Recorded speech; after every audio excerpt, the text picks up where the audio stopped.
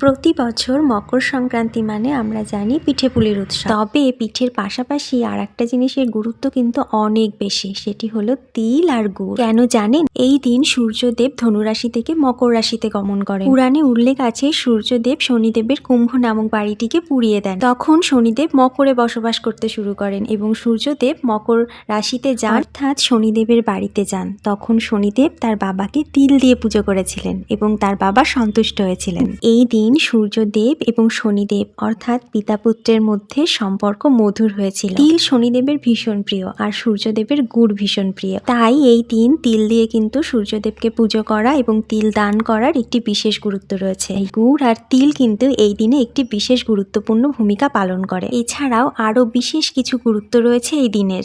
গঙ্গা দেবী এই দিনে সাগরে মিলিত হয়েছিলেন। মহাভারতে ভীষ্ম 58 দিন অপেক্ষা করেছিলেন এই দিনে স্বর্গে যাওয়ার জন্য। আজ আসি, টাটা।